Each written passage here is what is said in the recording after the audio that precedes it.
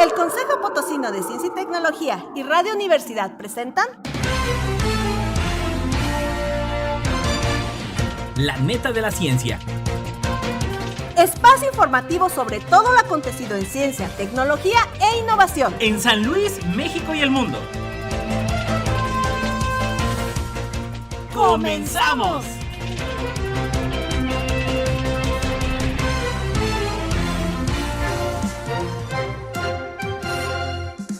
¿Qué tal? ¿Cómo le va? Muy buenos días. Bienvenido a La Neta de la Ciencia. Como siempre, un gusto saludarle. Amanda, buenos días. Buenos días a Lalo Carrillo en los controles, como cada jueves en punto de las 11 de la mañana. Saludando a todos los que nos escuchan a través del 88.5 de FM y 1190 en el AM. Recuerde, La Neta de la Ciencia a través de Spotify, de radio y televisión universitaria, aquí desde la máxima casa de estudios. También nos puede encontrar como @coposid en Twitter, Instagram, YouTube y Facebook. Y pues ya lo sabe, arrancamos como siempre con los titulares de La Neta de la Ciencia. titulares.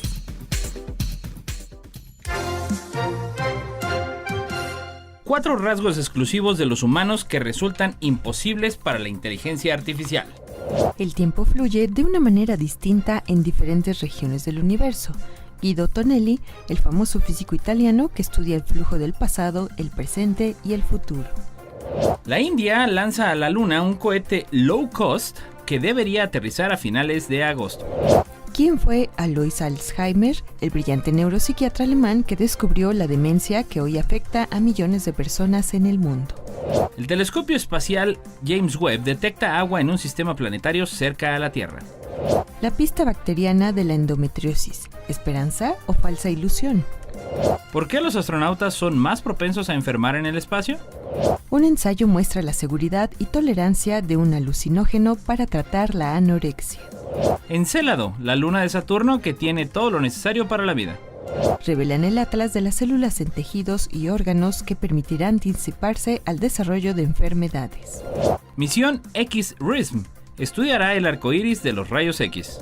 Estas mutaciones causan una de las malformaciones congénitas del corazón más frecuentes. Investigadores de la NASA detectan tsunamis por su sonido en la atmósfera. Así se genera la metástasis en cáncer infantil y así podría revertirse con fármacos.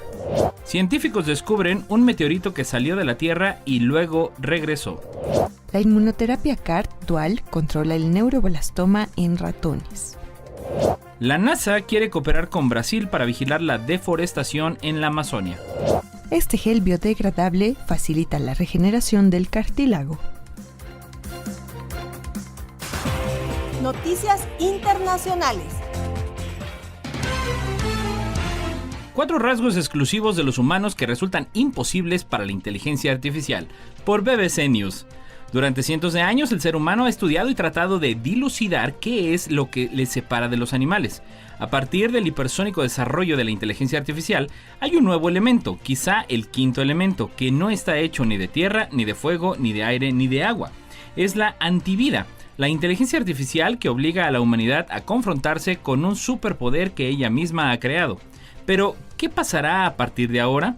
¿Qué será humano cuando las inteligencias artificiales lo sean de todo? ¿Qué prueba vamos a inventar para detectarlas? Número 1. La generación espontánea. Uno de los aspectos destacables que nos separa a los humanos de las inteligencias artificiales es la generación espontánea de acciones y de conocimiento, el impulso. El ser humano es un espontáneo creador del todo. Una persona puede despertar un día e imaginar una idea, una historia o un poema, un pensamiento creativo. A partir de la historia personal, el ser humano crea nuevo conocimiento, nuevas historias y nuevas experiencias. No hay inteligencia artificial que genere conocimiento o realice acciones espontáneamente. Número 2. La regla de la ética. Esto nos lleva a la segunda gran diferencia, la ética. La inteligencia artificial, las máquinas no tienen ética per se, hay que inculcársela. Ellas solo siguen parámetros preestablecidos, reglas claras y precisas de lo que deben hacer. La ética, nada más y nada menos, el discernimiento entre el bien y el mal. Es tan importante en nuestra especie que se ha encontrado que bebés de 5 meses ya hacen juicios morales y actúan acorde con ellos. Las que sí tienen ética son las personas que programan a las máquinas y a las inteligencias artificiales. Una máquina no es buena o mala, es efectiva, hace lo que le ordenan y para lo que fue programada. Número 3. La intención solo puede ser humana. Otro aspecto importante es la intención, y la intención de la acción humana es intrínsecamente relacionada con la moralidad. Número 4. Sin remordimientos ni problemas psicológicos. Es casi provocador preguntar cuáles son las diferencias y no cuáles son las similitudes. Las diferencias son claras. La IA no tienen experiencias, no tienen historia, no tienen psicología ni problemas psicológicos, no tienen remordimientos de sus actos, que es un aspecto fundamental del apartado de ética y moral. No aman ni son amadas, no sufren ni sienten dolor, no tienen opinión propia, porque nada le es propio. El tiempo fluye de manera distinta en diferentes regiones del universo. Así lo comentó Guido Tonelli, el famoso físico italiano que estudia el flujo del pasado, el presente y el futuro. En su libro Tiempo, el sueño de matar a Cronos, el físico italiano Guido Tonelli parte de la observación de la realidad inmediata que nos rodea, visible a nuestros ojos, de la explicación tanto de objetos astronómicos colosales como de lo muy muy pequeño, buscando entender cómo funciona el flujo del pasado, del presente y del futuro. La lectura lleva al lector a imaginarse en estas realidades en las que no parecen aplicarse las mismas leyes naturales a las que estamos acostumbrados, las de la física clásica fundada por Isaac Newton a partir de estudios pioneros de la fuerza de la gravedad. Al observar tanto los cuerpos gigantescos que pueblan el universo como los fenómenos que ocurren a escalas subnucleares, el pasaje armonioso del pasado al presente y al futuro se distorsiona, se hace añicos y se licúa. El discurso de Tonelli se pone del lado de la mecánica cuántica y la relatividad, ciencias fundadas a principios del siglo pasado por nombres que ahora son icónicos, como el de Albert Einstein, el danés Niels Bohr y el austriaco Erwin Schrödinger, 3 premios Nobel por sus contribuciones en el campo que condujo a cambios en la forma en que percibimos el tiempo. Esto quiere decir que Tonelli defiende, a través de la exposición de descubrimientos y experimentos científicos, la teoría de que el tiempo es, en sus palabras, un elemento material que ocupa todo el universo, que vibra, oscila y se deforma. Es decir, no es un concepto creado por nosotros los humanos cuando creamos calendarios y similares. El espacio-tiempo, para la física moderna, corresponde a una especie de campo que permea todo el cosmos. En su libro, el físico italiano, profesor de la Universidad de Pisa, no presenta teorías nuevas. La India lanza a la Luna un cohete low cost que debería aterrizar a finales de agosto. Por el periódico. También India ansía la Luna. Su nave Chandrayaan-3 partió en días pasados a su encuentro con la esperanza de tener más suerte que su predecesora y empujar a su país a la élite espacial. Solo Estados Unidos, Rusia y China han alunizado y ninguno en el Polo Sur. El nuevo intento de la Organización de Investigación Espacial de la India, la ISRO, por sus siglas en inglés, ha generado gran expectación desbordante. Multitudes ondeando banderas despidieron a las 14:35 hora local al cohete desde Satish Dhawan, la principal base de lanzamiento del país, situada en el estado meridional de Andhra Pradesh. Algunos científicos de la ISRO llevaron una réplica de la nave en la víspera a un templo hinduista en busca de bendiciones. Los dioses y la ciencia han evitado los problemas de lanzamiento. Está previsto que la nave, fue lanzada al orbe alrededor de la Luna y se descienda a la superficie que descendió a finales del mes de agosto, aprovechando una ventana de luz solar para recoger datos que ayuden a conocer su composición. La Luna equivale a cruzar el Rubicón. China y Estados Unidos, que han llevado a las estrellas su pugna terrestre, pretenden enviar a sus astronautas también para los próximos años. Rusia, Japón y Estados Unidos tienen previstas media docena de misiones no tripuladas en los próximos meses. Es una prueba exigente. Japón, tercera potencia económica mundial y epítome del desarrollo tecnológico, estrelló contra la superficie lunar su robot a principios de año tras quedarse sin combustible. El mismo destino sufrió un reciente intento israelí. También sabe India que lo difícil no es llegar a los aledaños de la Luna, sino posarse en ella. La misión Chandrayaan-2 había cumplido todos los pasos previstos 4 años atrás, cuando la descomposición de uno de los 5 motores del módulo de alunizaje provocó la pérdida del control.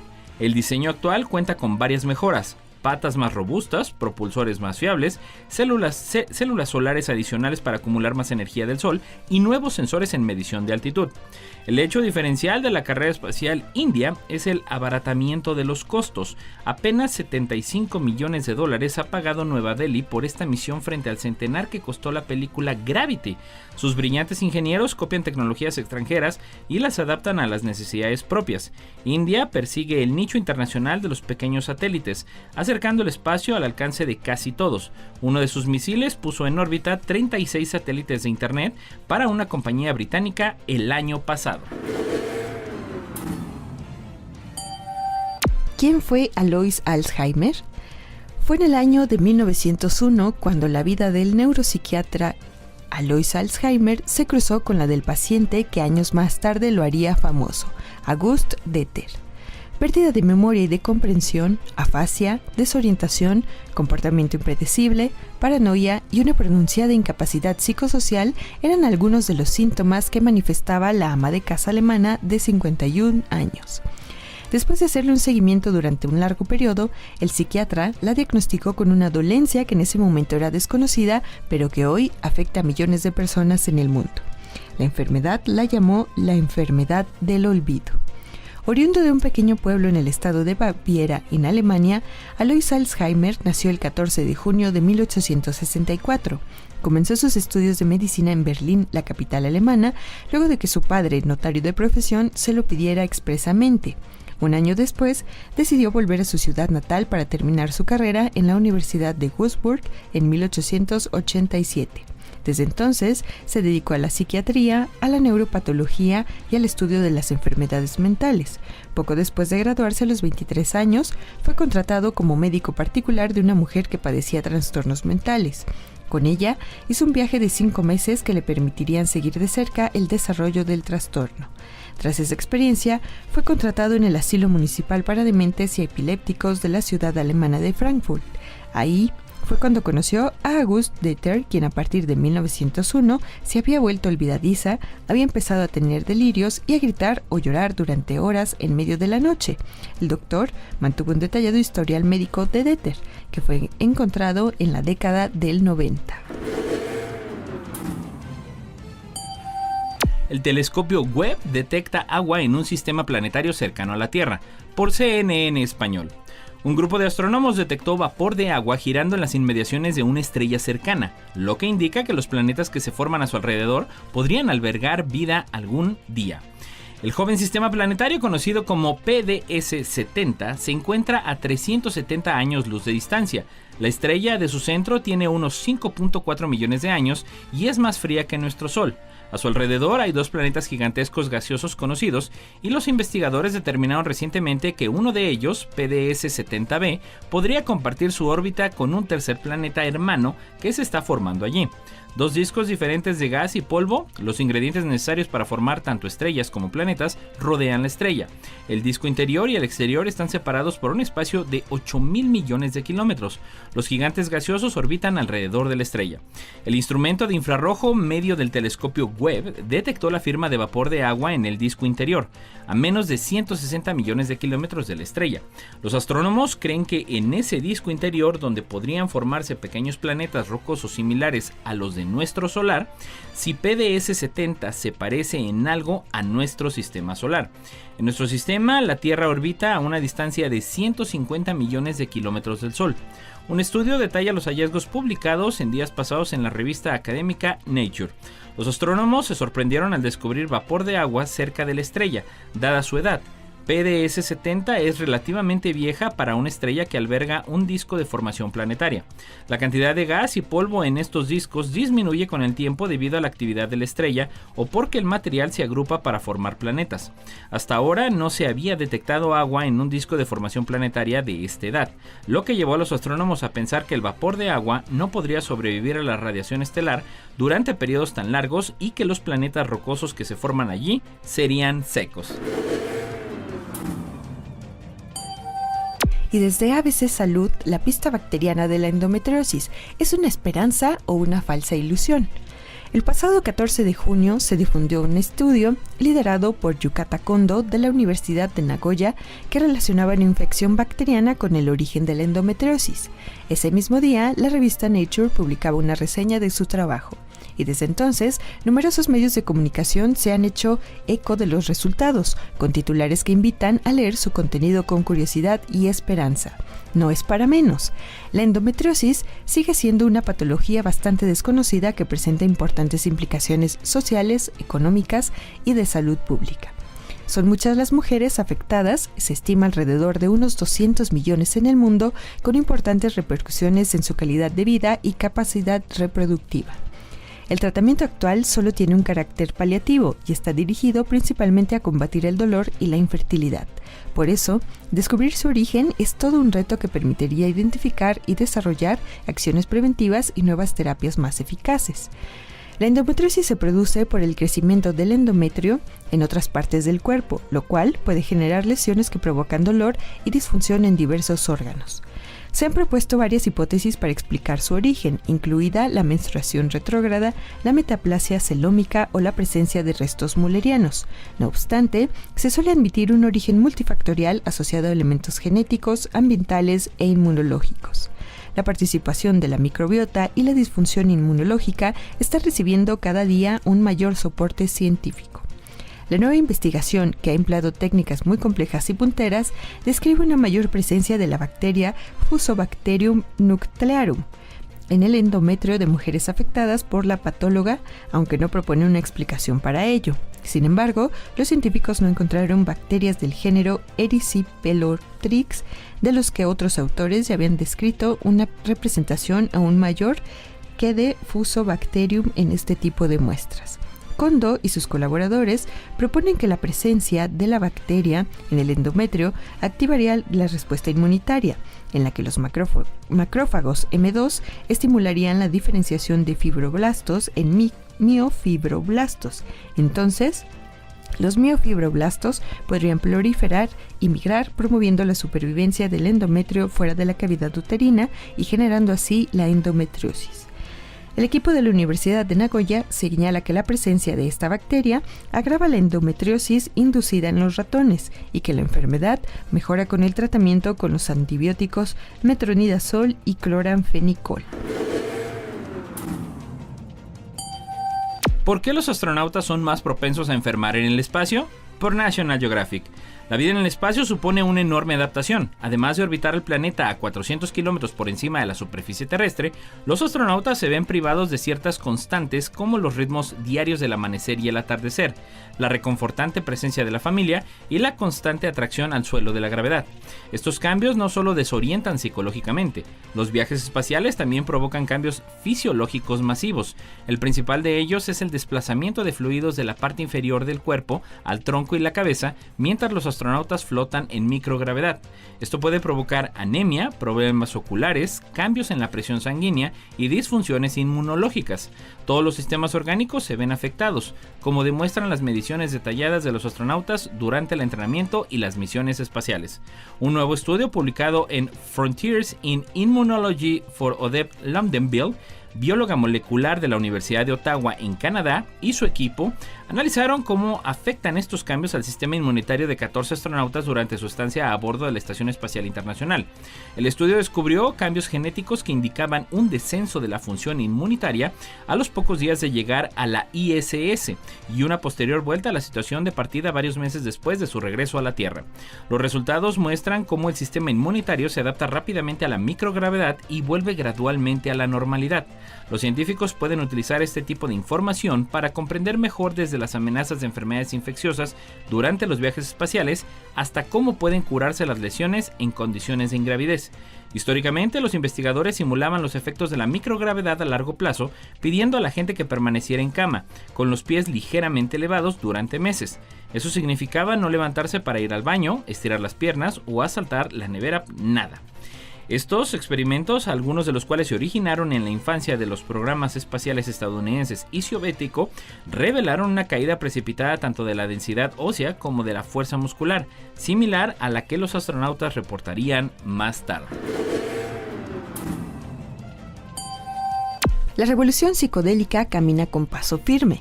Desde hace unos años se está produciendo un renacimiento de los fármacos psicodélicos bajo un nuevo halo de respetabilidad. La industria farmacéutica ha visto la oportunidad y no la quiere dejar escapar.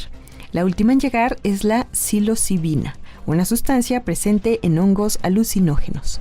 Según un estudio que se publica en Nature Medicine, una única dosis de psilocibina administrada junto con apoyo psicológico es un tratamiento seguro y aceptable para pacientes con anorexia nerviosa y puede disminuir los comportamientos de trastornos alimentarios en un subconjunto de pacientes. Los resultados de un pequeño ensayo clínico de fase 1 en 10 mujeres de 10 a 40 años con anorexia sientan las bases para futuros estudios que continúen evaluando la terapia con psilocibina como una nueva vía de tratamiento. La anorexia nerviosa es un trastorno de salud mental que se caracteriza por una preocupación excesiva e injustificada, miedo y angustia relacionados con la comida, el peso, la forma del cuerpo y la alimentación. La enfermedad es difícil de tratar. Actualmente no hay tratamientos que hayan demostrado eficacia para la anorexia en adultos que revientan los síntomas centrales, ni hay intervenciones farmacológicas aprobadas.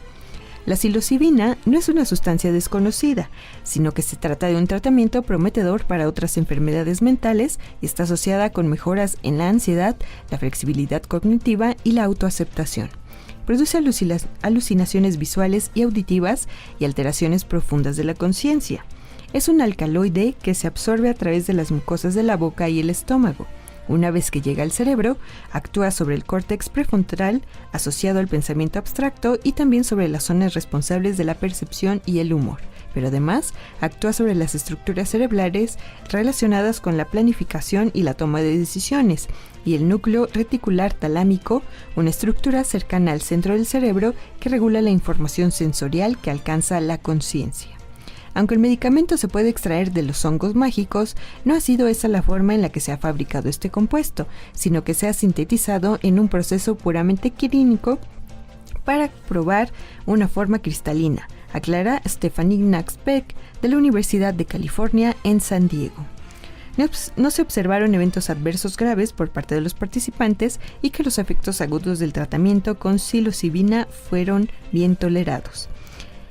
El de las participantes, 90% consideró el tratamiento con psilocibina como significativo y positivo y estarían a favor de recibir tratamientos adicionales si estuvieran disponibles. No obstante, los investigadores reconocen que los resultados se basaron en una muestra pequeña y no incluyeron un grupo de placebo, por lo que deben interpretarse con cautela. Encélado, la luna de Saturno que tiene todo lo necesario para la vida, por National Geographic. El fósforo, el elemento más raro y esencial para la vida tal como la conocemos, ha sido detectado por primera vez en un océano más allá de la Tierra, expulsado por Encélado, una luna helada de Saturno. Este elemento vital contribuye a la fertilidad del suelo terrestre y los investigadores sugieren que las concentraciones de fósforo pueden ser al menos 100 veces mayores en los mares ocultos de Encélado que en los océanos de la Tierra. Los nuevos hallazgos también sugieren que las aguas de otros mundos helados podrían estar igualmente cargadas de fósforo, como Europa, la cuarta luna más grande de Júpiter, y Titán, la mayor luna de Saturno. Los fosfatos o compuestos que contienen fósforo son esenciales para los componentes claves de la vida en la Tierra, como el ADN, el ARN y las membranas celulares. De los 6 elementos necesarios para la vida, carbono, hidrógeno, nitrógeno, oxígeno, fósforo y azufre, el fósforo es con diferencia el menos común del universo, afirma Frank Portberg, científico planetario de la Universidad Libre de Berlín. El fósforo era el único de estos 6 componentes básicos que los astrónomos aún no habían detectado en océanos más allá de la Tierra. Pero a partir de 2004, la nave espacial Cassini voló hacia el polvo del segundo anillo más externo de Saturno, el anillo E, compuesto por grandes granos de hielo expulsados de Encélado. Ahora los científicos que estudian los granos de hielo medidos por el analizador de polvo cósmico de Cassini han detectado el escurridizo elemento, según se detalla en un nuevo estudio publicado en la revista Nature. Encélado, la sexta mayor de las lunas de Saturno, solo mide mide unos 500 kilómetros de ancho, lo que hace que quepa de sobra dentro de la península ibérica. Cuando la nave espacial Cassini llegó por primera vez a Saturno en 2004, los científicos esperaban que Encélado fuera una bola de hielo helado, pero el año siguiente detectaron penachos de vapor de agua y partículas heladas que brotaban de géiseres en la superficie, revelando la existencia de un océano global entre la capa helada de la Luna y su núcleo rocoso. Postberg, autor principal del nuevo estudio, y sus colegas descubrieron anteriormente que el océano de Encélado también podría contener moléculas orgánicas complejas.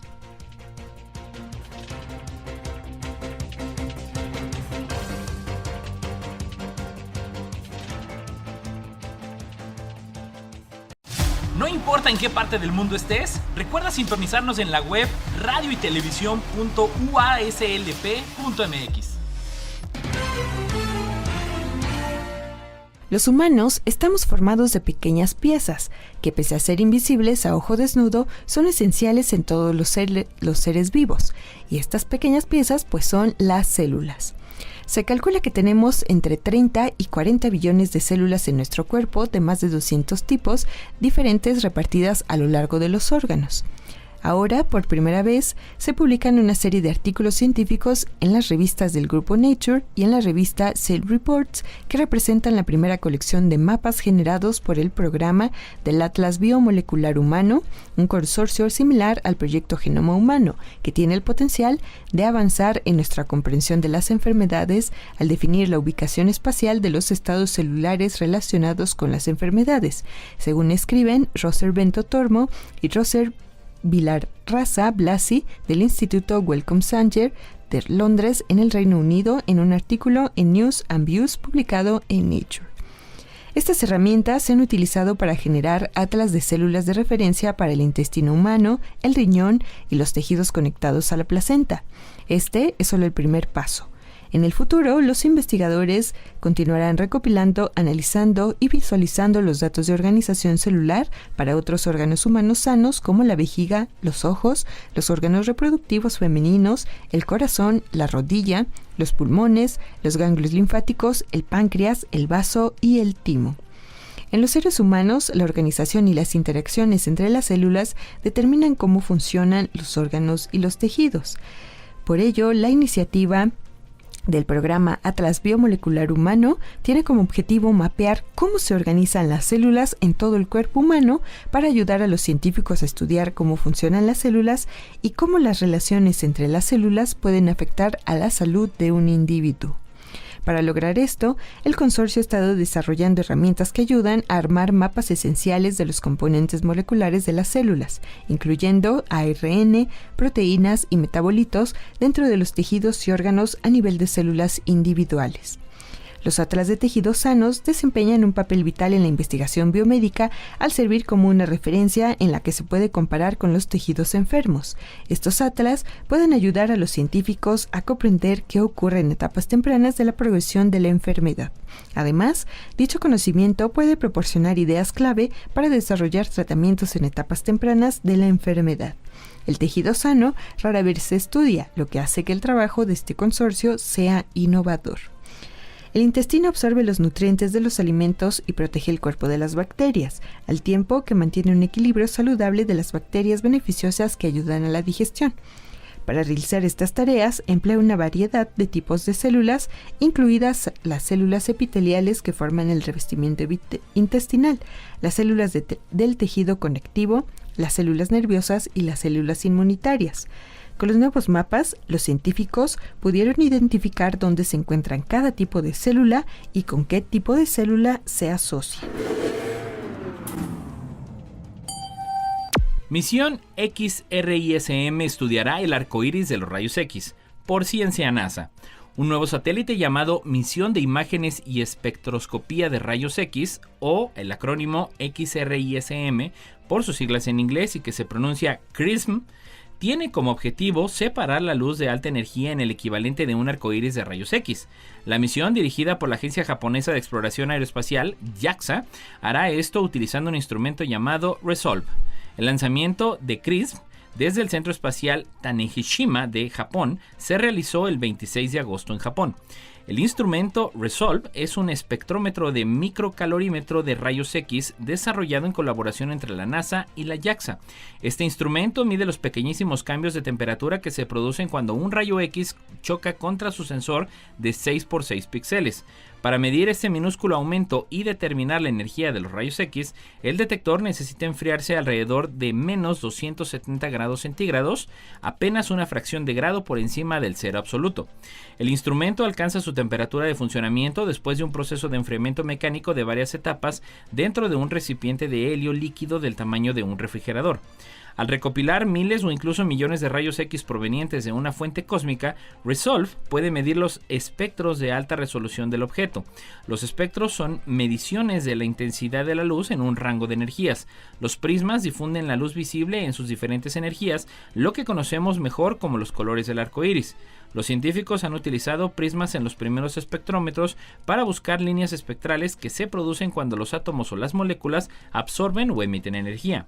Ahora, los astrónomos utilizan los espectrómetros sintonizados con todo tipo de luz para aprender sobre los estados físicos, los movimientos y las composiciones de los objetos cósmicos. Resolve realizará la espectroscopía de rayos X que poseen energías que oscilan entre 400 y 12.000 electrovoltios, midiendo la energía individual de los rayos X para formar un espectro. A modo de comparación, las energías de la luz visible oscilan entre cerca de 2 y 3 electrovolts. Estas mutaciones causan una de las malformaciones congénitas del corazón más frecuente. La válvula aórtica bicúspide es la malformación congénita más común en los seres humanos, afectando alrededor del 1 al 2% de la población. Consiste en la presencia de 2 válvulas asimétricas en lugar de 3 simétricas. A menudo, la malformación causa estenosis valvular, endocarditis y está asociada con una calcificación temprana de la válvula aórtica. Actualmente, el único tratamiento disponible es la sustitución quirúrgica de la válvula. Pero los resultados de un nuevo trabajo que ha sido coliderado por el Centro Nacional de Investigaciones Cardiovasculares podrían cambiar este escenario. Este estudio multicéntrico, publicado en JAMA Cardiology, revela que mutaciones nuevas y otras previamente descritas por este mismo grupo en el gen MIB1 en la revista Nature Medicine son la causa de la válvula aórtica bicúspide. Esta información, según señala José Luis de la Pompa, líder del estudio, se espera que tenga un importante impacto en la sociedad, ayudando en el futuro en el diseño de posibles terapias farmacológicas y alternativas que conduzcan a la reducción de la sustitución quirúrgica de la válvula, el único tratamiento actual para la válvula aórtica bicúspide. La investigación combina la secuenciación del genoma y de genes candidatos en una cohorte familiar, el estudio de asociación de variantes raras en cohortes adicionales y también el estudio de asociación de variantes comunes en una tercera cohorte grande, explica Edith Tesler del Hospital Sheba en Israel y colíder del estudio. Además, el análisis de mutaciones se realizó en pacientes de diferentes poblaciones, lo que proporciona una mayor solidez al estudio.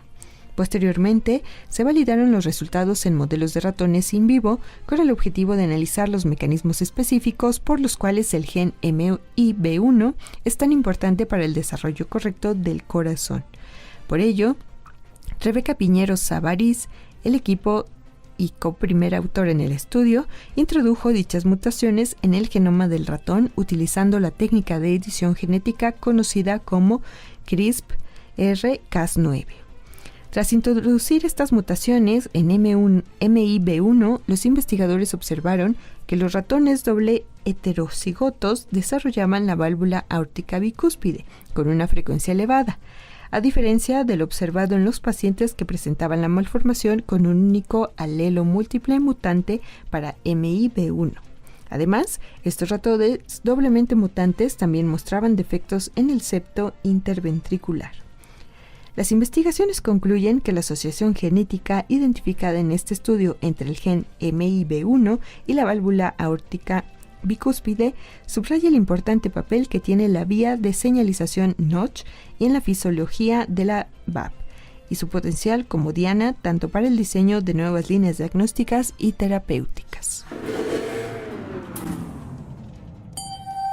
Investigadores de la NASA detectan tsunamis por su sonido en la atmósfera. Por NASA Ciencia. Desencadenados por terremotos, volcanes submarinos y otras fuerzas que sacuden la Tierra, los tsunamis pueden devastar las comunidades costeras, y cuando se trata de alertar con antelación, cada segundo cuenta.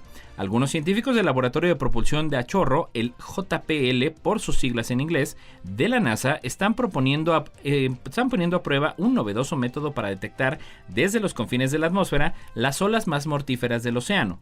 Llamado READ de GNSS para alerta e información de desastres en tiempo real desde la atmósfera superior, Guardian, por sus siglas en inglés, este sistema experimental de vigilancia aprovecha los datos de grupos de satélites de GPS y otros satélites que determinaron la posición que orbitan alrededor de nuestro planeta.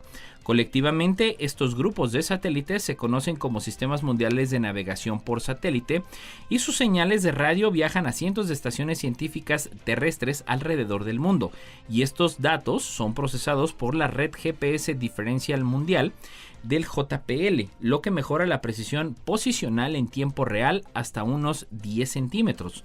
El nuevo sistema filtra las señales en búsqueda de indicios de que se ha producido un tsunami en algún lugar en la Tierra. ¿Y cómo funciona? Durante un tsunami, una extensa área de muchos kilómetros cuadrados de la superficie del océano puede subir y bajar casi al unísono, desplazando una cantidad significativa de aire por encima de ella. El aire desplazado se propaga en todas direcciones en formas significativas del aire por encima de ella. Este se va recorriendo en direcciones en forma de ondas de sonido y gravitacionales de baja frecuencia. En unos cuantos minutos, estas vibraciones alcanzan la capa superior de la atmósfera, la ionosfera, que está cocinada por el Sol y cargada eléctricamente. El consiguiente choque de las ondas de presión con las partículas cargadas puede distorsionar ligeramente las señales de los satélites de navegación cercano. Si bien las herramientas de navegación generalmente buscan corregir tales perturbaciones ionosféricas, los científicos pueden emplearlas como una señal de alarma para salvar vidas, señaló Leo Martí, científico de JPL que desarrolla Guardian. Y esta siguiente neta es una buena neta y esperanzadora para el cáncer infantil. Las células cancerosas evitan que las células de su entorno luchen contra el tumor.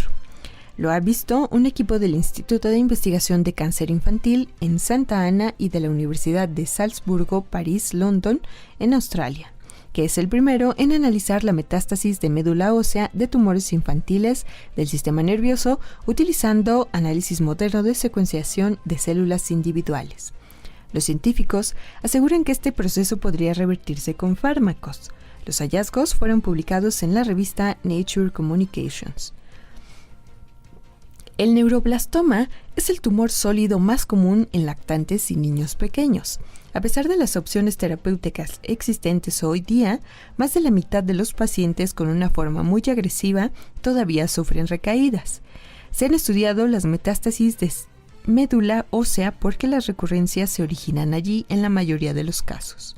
Las células tumorales parecen manipular su entorno para que apoye su crecimiento en lugar de combatirlas, según explica Sabine Tashner-Mandel, jefa del Grupo de Biología Tumoral en el Instituto de Investigación de Cáncer Infantil Santa Ana. El estudio examinó la arquitectura celular y la comunicación célula-célula de las metástasis de neuroblastoma de dos subtipos genéticos principales: la amplificación del MYCN o mutaciones de ATRX y aquellas sin tales cambios utilizando transcriptómica y epigenómica de células individuales. Hasta ahora, solo se han estudiado en detalle los tumores primarios, pero no las metástasis de neuroblastoma, según señala Irfet Fetó, coautora del estudio. El equipo analizó en mayor detalle la interacción de las células tumorales metastásicas con las células sanas de la médula ósea. Desarrollaron algoritmos que permitieron analizar diferentes células en la médula ósea, así como modelar sus interacciones, detalla Nicholas Fortley, jefe del Grupo de Biología de Sistemas Computacionales de la Universidad de Salzburgo, París, London. Curiosamente, las investigaciones a nivel epigenético mostraron que aunque los monocitos en el microentorno tumoral se activan para atacar a las células cancerosas, no pueden responder adecuadamente a estas señales. Estos monocitos reciben mensajes contradictorios. Como resultado, ya no pueden combatir al tumor, explicó el experto. La comunicación entre las células del neuroblastoma y de la médula ósea o los monocitos está regulada en gran medida por las proteínas mitquina, factor inhibidor de migración de macrófagos y moléculas asociadas. Las vías de señalización controladas por estas proteínas se activan en las células inmunológicas. Los científicos también descubrieron que la plasticidad celular, es decir, la capacidad de las células de cambiar según las influencias del entorno, se mantiene durante la metástasis. Además, la expresión génica de las células tumorales metastásicas depende del subtipo genético del neuroblastoma. Por ejemplo, las células de neuroblastoma que tienen una amplificación de MYCN apenas cambian cuando hacen metástasis desde el tumor primario hasta la médula ósea, mientras que las células tumorales con mutación de ATRX muestran diferencias pronunciadas al hacer metástasis. Científicos descubren un meteorito que salió de la Tierra y luego regresó, por Sputnik. Bautizada con el nombre de Northwest Africa 13188, la roca fue hallada en el desierto del Sahara en Marruecos y desde entonces se le conoce como meteorito boomerang por la creencia de que alguna vez salió y luego regresó al planeta Tierra. Las primeras pruebas realizadas en el meteorito muestran que tiene una composición química similar a la de las rocas volcánicas que se encuentran en la Tierra. Sin embargo, algunos de sus elementos han sido alterados a formas más ligeras, lo que solo puede ocurrir cuando se expone a los rayos cósmicos presentes en el espacio. Estos elementos alterados demuestran que la roca viajó más allá de la atmósfera terrestre. Según Jerome Gataseca, geofísico que dirige la investigación del NWA 13188, la concentración de estos elementos más ligeros, conocidos como isótopos, es demasiado alta para que pueda explicarse por procesos ocurridos en la Tierra. Los investigadores sospechan que la roca fue lanzada inicialmente al espacio por el impacto de un asteroide hace aproximadamente 10.000 años. Aunque las erupciones volcánicas también pueden impulsar rocas a gran altura, los geólogos creen que es poco probable que sea la explicación de este hallazgo, ya que incluso las mayores erupciones volcánicas no llegan a salir de la atmósfera terrestre. Una vez en el espacio, el meteorito habría estado expuesto a los rayos cósmicos galácticos, que son partículas de alta energía procedentes de explosiones de estrellas. Estos rayos cósmicos bombardean los meteoritos y dejan huellas isotópicas reveladoras. En el caso de NWA 13188, los niveles de estos elementos son superiores a los de cualquier roca terrestre, pero inferiores a los de otros meteoritos, lo que sugiere que la roca pasó algún tiempo en la órbita alrededor de la Tierra antes de volver a entrar en la atmósfera. Otra pista indica que la roca viajó al espacio en una brillante superficie fundida conocida como costra de fusión, que se forma cuando los meteoritos atraviesan la atmósfera terrestre. El NWA 13188 posee este rasgo distintivo. Y seguimos con las netas en salud, y es que ahora la inmunoterapia CART dual controla el neuroblastoma en ratones. La inmunoterapia CART se utiliza simultáneamente células modificadas que luchan contra el sistema inmunológico para ubicar y atacar dos antígenos o sustancias extrañas en las células cancerosas. Ha demostrado ser muy efectiva en ratones implantados con tejido de neuroblastoma humano, aseguró un estudio de la Universidad de Carolina que se publicó en Nature Cancer. La terapia, informa el artículo, restringió el crecimiento del tumor y evitó que las células de neuroblastoma eludieran a las células inmunitarias atacantes.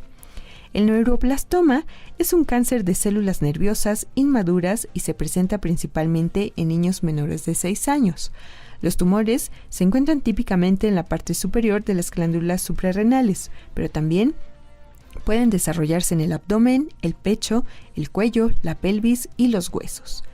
Las células tumorales se caracterizan por una expresión mixta de antígenos.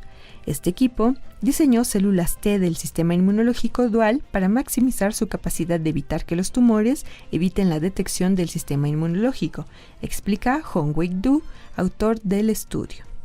Los investigadores utilizaron inmunoterapia con células CART, que es el receptor de antígeno quimérico célula T, que consiste en seleccionar células T del sistema inmunológico de un paciente y rediseñarlas genéticamente en el laboratorio para reconocer objetivos en la superficie de las células cancerosas cuando se reinfunden en los pacientes.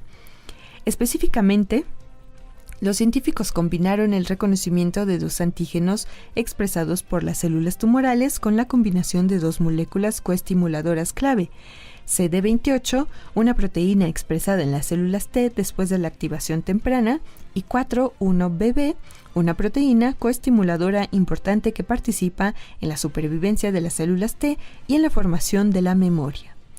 Los investigadores observaron las células del neuroblastoma en el laboratorio para ver cómo respondía a un ataque combinado de células inmunes. Debido a los resultados positivos de los estudios de laboratorio, los investigadores analizan a los ratones implantados con neuroblastoma para ver cómo responderían a la coestimulación por células T modificadas con CD28 y 4,1-BB. De hecho, las células coestimuladoras fueron muy efectivas para reducir el cáncer en ratones portadores de un gran número de tumores de neuroblastoma, aunque señalan hay que ser cautos ya que la sobreestimulación podría aumentar exponencialmente los efectos secundarios. Para contrarrestar esto, los investigadores pueden usar una tecnología de interruptor de seguridad que fue desarrollada para regular el nivel de estimulación generada por CART. La NASA quiere cooperar con Brasil para vigilar la deforestación en la Amazonia. Por Sputnik. La Agencia Espacial de Estados Unidos, la NASA, quiere ampliar la cooperación con Brasil en la vigilancia de la deforestación de la Amazonia desde el espacio, y lo dijo el pasado 24 de julio su administrador Bill Nelson tras reunirse con el presidente Luiz Inácio Lula da Silva. Nuestros satélites ya mandan muchas imágenes e informaciones a los científicos aquí en Brasil para localizar la destrucción de la selva, y lanzaremos en el futuro 3 nuevos satélites que aumentarán y mucho la habilidad de poder identificar e impedir la deforestación, dijo Nelson en una declaración a la prensa, según recoge la agencia Brasil. La embajadora de Estados Unidos en Brasil, Elizabeth Frawley Bagley, estuvo presente en la reunión entre Nelson y Lula y dijo que en breve el mandatario brasileño y su homólogo Joe Biden conversarán por teléfono sobre los asuntos tratados el 24 de julio. Al margen de la deforestación, Nelson afirmó que la NASA también podría colaborar con Brasil en materia agrícola, ya que tiene instrumentos que pueden ayudar a aumentar la productividad en el campo, que identifican la humedad en el terreno y en el aire y detectan plagas. La ministra de Ciencia y Tecnología de Brasil, Luciana Santos, habló de intercambio y potencialidades para la industria brasileña, al señalar que el país tiene empresas con capacidad de ser proveedoras de la NASA y de producir equipamientos para la industria aeroespacial en general. Y escuche usted nuestra siguiente neta. Existe un gel biodegradable que facilita la regeneración del cartílago. Imitar el cartílago articular que se encuentra en las articulaciones de la rodilla y la cadera es todo un reto. Este cartílago es clave para el movimiento suave de las articulaciones, y si hay lesión puede causar dolor, reducir la función de la articulación y provocar incluso artritis. Una posible solución es implantar andamios artificiales hechos de proteínas que ayuden al cartílago a regenerarse a medida que el andamio se biodegrada. La capacidad de regeneración del cartílago depende de la capacidad del andamiaje para imitar las propiedades biológicas del cartílago, y hasta la fecha, los investigadores se han esforzado por combinar las propiedades aparentemente incompatibles de rigidez y dureza. Ahora, un nuevo estudio de científicos canadienses y chinos publicados en la revista Nature describe un método para combinar esas propiedades en un gel biodegradable. El cartílago es complicado, afirma Hongbin Lee, autor principal y profesor del Departamento de Química de la Universidad British Columbia en Canadá. La reparación del cartílago articular representa un importante reto médico porque naturalmente no se repara solo. Los implantes de cartílago biodegradables deben alcanzar un delicado equilibrio, ya que deben ser a la vez rígidos y resistentes como el cartílago real. Mecánicamente, cuando algo es rígido, se resiste a ser doblado o deformado, pero eso suele significar que es quebradizo. Cuando se dobla, se rompe como el cristal. Cuando algo es duro, por otra parte, resiste la rotura incluso cuando se dobla, pero puede ser demasiado blando para ser útil en una articulación como la gelatina, o incluso más blando que el cartílago real. Eso es lo que ocurre con los implantes actuales, que están hechos de proteínas, lo que crea un desajuste entre lo que necesitan las células y lo que se les proporciona, explica Lee. Esto hace que el cartílago no se repare tan bien como podría. En el estudio, Lee y su equipo desarrollaron un nuevo método para endurecer un gel proteico sin sacrificar su dureza, enredando físicamente las cadenas de una proteína concreta que formaban la red del gel. El gel resultante es súper resistente, capaz de resistir el corte con un bisturí y más rígido que otros hidrogeles proteicos. Su capacidad para resistir la compresión era una de las mayores logradas por este tipo de geles y se comparaba favorablemente con el cartílago articular real. Además, el gel recuperaba rápidamente su forma original tras la compresión, como el cartílago real después de un salto. Los conejos a los que se implantó el gel mostraron signos notables de reparación del cartílago articular 12 semanas después de la implantación, sin que quedaran restos de hidrogel y sin que el sistema inmunitario de los animales rechazara el implante. Los investigadores observaron además un crecimiento del tejido óseo similar al del tejido existente y un tejido regenerado próximo al cartílago existente en el grupo del implante de gel, resultados mucho mejores que los obtenidos en el grupo de control. Curiosamente, una versión más rígida del gel obtuvo mejores resultados que la versión más blanda, probablemente debido a que a mayor rigidez es más compatible con los tejidos óseos y cartilaginosos y por lo tanto proporciona una señal física al organismo para una regeneración eficaz. Gracias a usted que nos escuchó, gracias a Lalo Carrillo en los controles, nos escuchamos la próxima semana. Esto fue